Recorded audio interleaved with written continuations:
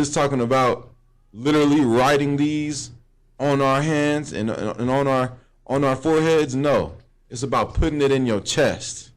It's about living it. It's about walking in the ways of the Most High. You understand? Now, the word sign in Deuteronomy 6 and 8 is very interesting when you look it up. The Hebrew word is awath, which means a distinguished mark, meaning that this way of living, following the Most High, the way of righteousness, is a mark or a sign that you follow the Most High. It's like you're branded that you serve the Lord. You understand what I'm saying? So now let's go to Ezekiel 9 and 4. Ezekiel chapter 9 verse 4. And it reads, "And the Lord said unto him, Go through the midst of the city, through the midst of Jerusalem, and set a mark upon the foreheads of the men that sigh and that cry for all the abominations that be done in the midst thereof." So an angel was commanded by God to set a mark upon the foreheads of the men that sigh and that cry for all the abominations that be done in the midst thereof. What abominations?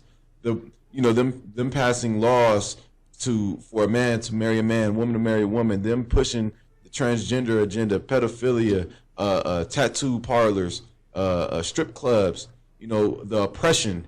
Who is the he that had power to give life unto the image of the beast? The so-called white man, Esau. And it reads, to give life unto the image of the beast. The image of the beast is that picture that's in every black, Hispanic, Native Indian household who does not have the truth of white Jesus. And he causeth all slagging. So how do you know what the beast is talking about? And of the so-called white man, right? His main seat of authority is America, of course. Revelation 13 and 16. And he causeth all, both small and great. Now, the he is Esau, so-called white man, our oppressor. Causeth all, both small and great, rich and poor, free and bond, to receive a mark in their right hands or in their foreheads. Now, keep in mind God's mark. That's very pivotal and important to understand in this breakdown. Now, let's say this is talking about a microchip, right? This is talking about a microchip. So you mean to tell me that dogs have the mark of the beast? If the mark of the beast is a RFID microchip, you're telling me that dogs have the mark of the beast? Elon Musk is the richest man to ever live.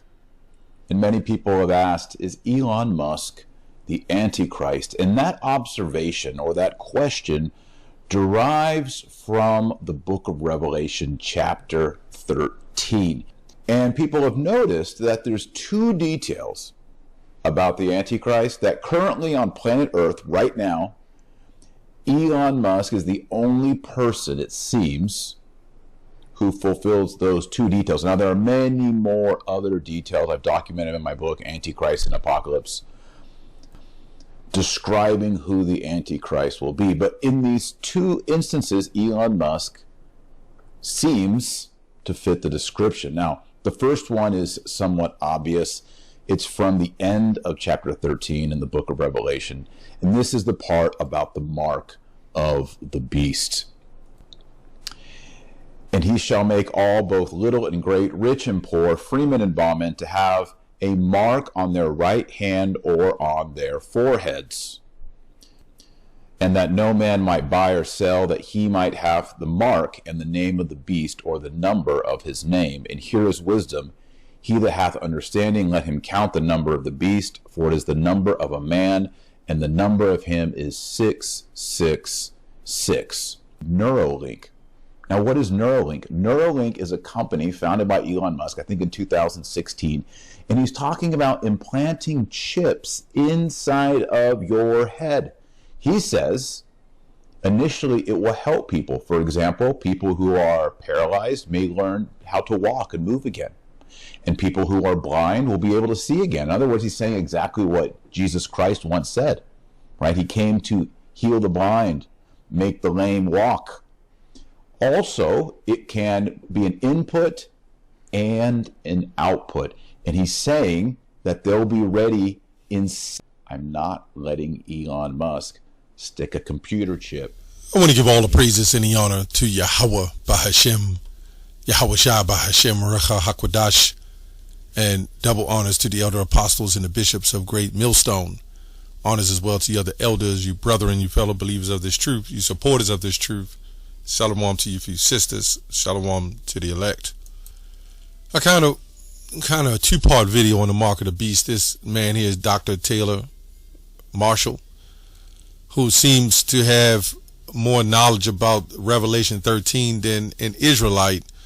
As the scriptures say, they are wiser than the children of light, right? So this young man that's of the ISUPK, you see where he is, this young man right here of the ISUPK, he's just parroting what he's learned. And it's amazing now how these Israelites now want to go into the Greek and the Hebrew, and they still don't have it. Anyway, we're going to get into that next, but I want to just clarify this first, the second part of the video up with the Dr. Taylor, 1 John 2:18, little children is the last time, and as ye have heard that the Antichrist shall come, even now are they many anti-messiahs, whereby we know that it is the last time. Now, if you want to say there's a particular anti-messiah, right, antichrist, you could give Trump to that depiction, right? But ultimately, the Edomites, they're all anti-messiah. 2/3 of our people are anti-messiahs. You see what I'm saying? This man, Elon Musk, is a puppet. He's being strung along. You know, the richest people in the world, there was a rich oil, what is it called? OPEC, out of OPEC. This rich person who owned oil stocks, he said any man that knows how much he's worth is not wealthy. He might be rich, but he's not wealthy. He's not at the top, right? The Rothschilds in them, and you can Google this, is known to be the most richest people on the planet. So this man is set up, right? Bill Gates. Anybody that has influence on the public eye is, will be set up and under contracts. Kind of like certain athletes, they'll give them $200 million contracts. Now, contracts mean with agreements, right? They have to be on a specific agreement of the agenda. These elites, these top elites, are not dumb. They know exactly what they're doing. And of course, more chaos and mayhem is going to be stirred up so they can come with the solution. This is why free speech will probably be lifted, and you'll probably be able to say what you want, and then more violence will occur. And with these things, through gradualism, they'll come with the solution. I just wanted to say that part. But let's get 2 Thessalonians 2. We're going to get to the light-skinned brother from the ISUPK in a second and what he was talking about. 2 Thessalonians 2 and 3. This goes into the anti-Messiah. Let no man deceive you by any means, for that many shall come, for that day shall not come, except there shall come a falling away first, and that man of sin shall be revealed, the son of perdition, right? The the Rothschilds, right? Their whole organization we're exposing now, right? And people have already exposed them, but we're bringing it to fruition with the scriptures. Who opposeth and exalteth himself above all that is called God. This is relevant to the mark, right? Or that is worshipped, so that he is God, sitting in the temple as of God, shewing himself that he is God. Remember ye not that when I was yet with you, I told you these things. right? Proven reincarnation. We're reading it and we remember it. The elect will remember. And now you know that withholding that, he might be revealed in his time. This proves reincarnation, right? For the mystery of iniquity, which iniquity goes to, what do they call that? A high level of sin, mischief, right? When we say iniquity shall abound, right? Sin basically shall abound. Doth already work, right? Only he who now letteth will let until he be taken away. And then shall that wicked be revealed, whom the Lord shall consume with the spirit of his mouth, and shall destroy with the brightness of his coming. Right.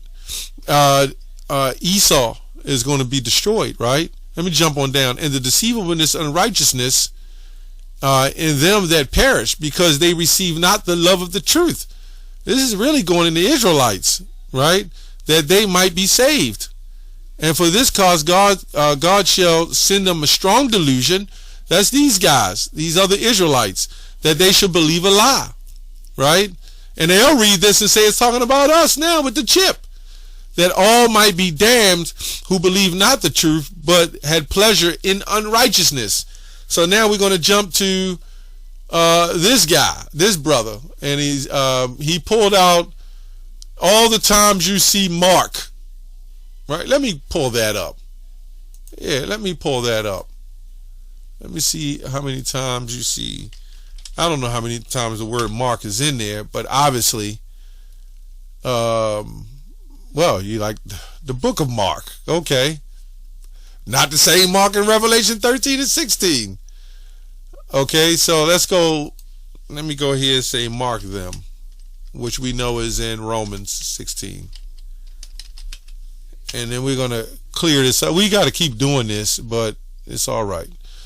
You see right here it says mark them, Philippians mark them, Mark, Acts 12, to them John, whose surname was Mark, mark them to Mark and sail, right? See this? There's a reason why there's so many different definitions of this word mark, because in context it means several different things. Like right here, beseech you, mark them and cause division. That word mark them in this terminology means scope them. I know this because we went over this over and over. It says here, mark them, mark scopeo, means to look and observe, right? And then you have the book of Mark. So then we go down here. Let's go to Acts 12 and 15. Well, nope. Let me go here. Well, yeah, let's get that. Whose surname is Mark. Let's see what this Mark means. Marcos. See, the other one was scopeo. This means a defense. This is Mark means defense. Evangelist, the author of the Gospel of Mark, right? Totally different from Ezekiel 9. Let's go to Ezekiel 9. By the end of this lesson, if you don't see it, then you're just lost. Okay, Ezekiel 9. Oh, I guess I didn't pronounce it right. Ezekiel 9. You'll see Ezekiel 9 and 4. And the Lord said, go through the midst of the city, the midst of Jerusalem, and set a mark, right? This is what he pulled up, right? Desire mark.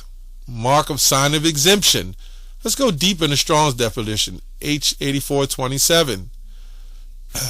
It says to scramble, limit, mark, to make or set a mark. To mark. To set a mark. So, as you can see, we looked up 3 different marks, and they all mean 3 different things. Now, we're going to go to Revelation 13. And we're going to go to that mark, right? Revelation 13 and 16. Now, they think the mark of the beast is what's in your forehead or your hand, or sin, or a picture of Jesus. But the scripture says no man might buy or sell in Revelation 13 and 17, and that no man might buy or sell or save he that had the mark or the name of the beast. So what they're saying is as long as you believe in Jesus, as long as you believe in the philosophies, as long as you don't, long as you sin, then you can buy, sell, and trade or whatever. Something like that. This is some weird stuff. But what we're trying to show you is that this has to be something totally different from any other mark. And we're going to look it up. I wonder why they never go into the word mark when it comes to the Bible. IUIC did that and put their own foot in their mouth. Right? It says, he calls it both small and great, rich and poor, free and bond to receive a mark. Let's see if this says copeo or defense, anything like that. To receive a mark, charagma. Strong's G 5480, charagma. Charagma, or charagzin, right? G 5480. A mark stamped on the forehead or right hand on the badge of the followers of the Antichrist. The mark branded. Let's look what the word branded mean. I got my online etymology set up. To impress, to burn a mark upon with a hot iron. Now they'll say conscience sealed with a hot iron. Again, it's when you hear the word, when you see that phrase, conscience sealed with a hot iron, it's still making a description of something being put in you far as spiritually. But this is, and we will get more proof on that as far as this is a physical thing. Stigmatized. Now remember, this guy at the beginning said the Antichrist will do what the Messiah has told us to do. So you got the right hand side and you got the left hand side, which is still of the Lord's, right? The right hand side set a mark, Ezekiel 9:4, right? On the left hand side, they want to physically set a mark on you, right? The right hand side, heal the sick, cleanse the leper or whatever with the Spirit of the Lord. The left hand side, they really want to put a chip in your brain to get you healed and walk and do everything else. You see how it goes? The right hand side, when the Lord physically got pierced, now on the left hand side, they want to pierce you with their piercing, their brand, right? So that's the point. Stigmatized, originally a criminal mark, wounds from brand. You get the point. So what I'm going to do, I'm going to go into the older Bible. I'm going to go to a couple of older ones. Julia Smith, 1876. It says, and he makes all small and great, rich and poor, free and bond, free and servants, that he should give them a stamp upon their right hand or their forehead. So stamp, pound, to mash, to crush, to bruise, right? The stamp with the foot, to beat, to pound. We can see this is clearly a physical thing that this is talking about. Stamp, impression, impress, right? Impress. To stamp, impress. That's pretty much it. Impress. Yeah, that's what that is. Let's go to the John Wycliffe Bible, 1382. See, the problem with translations, as words became more notable for certain particular verses, they started adding the same word to mean something different to another scripture because of the English language. And what is that called? I know one was homeograph or homophone. This is polysemy, just like when you see polygamy, it means many. The capitalized sign, symbol, morpheme, morpheme, word or phrase to have multiple related meanings. What is a word that have multiple meanings? Polysemious. I know they called it something else too, homeographs or homophones or something like that. This is why they have a thing called a definition, and they have a thing called an encyclopedia, and a book for definitions, because you have to look up words to know what that particular word applies to in a context. A homonym is a word that is said or spelled the same as another word but has a different meaning. We'll see this with Gentiles in 1 Corinthians 12 when he says ye were once Gentiles, which still is talking about being of another nation or following at the practices of other nations, which was actually the word heathen originally, but through the Vulgates they changed it to its universalism.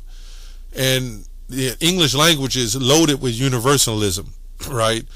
Words that can compare to many different things, like bass and bass, almost sounds the same.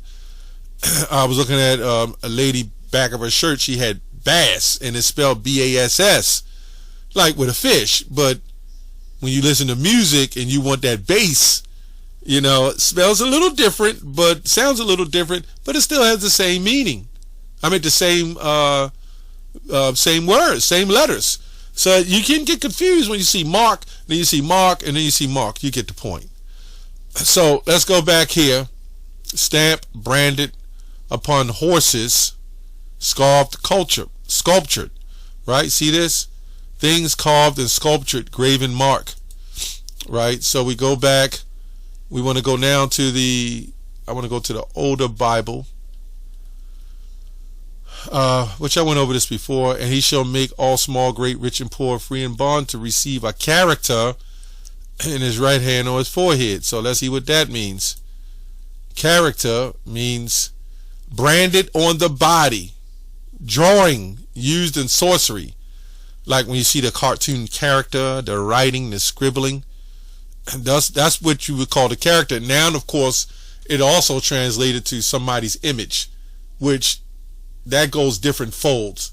An image is really a physical thing, and now, that's his character, is his image. Now that means something totally different too.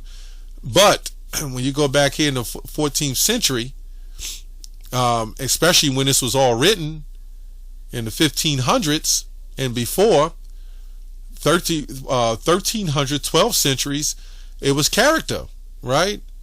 A letter, a graphic. That's why when you're young and you do your they do your ABCs, they tell you to write out the letters. You're actually making characters, right? When you draw the A and the B and the C, because you're engraving it into the paper, right? That's actually a character. French word character, from the Latin, Greek character, engraved mark, right? Also symbol imprinted on the soul, properly an instrument for marking, from karaxin, right, to engrave, karax, pointed stake. And that's what I said earlier. What happened in the Messiah, right, which he did for us. He took that piercing and that stake for us. Now, if you go take this piercing and his stake against what he already did for us, then you're not with the Lord. You see what I'm saying? You have, and it's very deceptive for these people to say these things that they're saying and not acknowledge this being a chip. Even if you didn't believe it was 100% the mark, why wouldn't you just say, hey man, this is, and then they said it's the dogs. Oh, what about the dogs? Well, the dogs don't have the mark. They may have the mark, but they don't have the mark of the beast. That's different. And let's say, okay, they do have the mark of the beast. Well, you can't buy a dog or cat either. None of your pets. The mark of the beast tells you can't buy, sell, or trade, period. Is dogs going around buying, selling, and trading? You see what they do? They make up things to try to counteract what is taught. They make excuses for it. They look for things to say, let's prove it ain't that. Instead of looking and saying, this man Elon Musk is really chipping people. Sweden is chipping people to get into their businesses and their stores. So are these groups telling you that it's okay to get chipped and don't worry about it? That is a question. That's all I have on that. Shalom.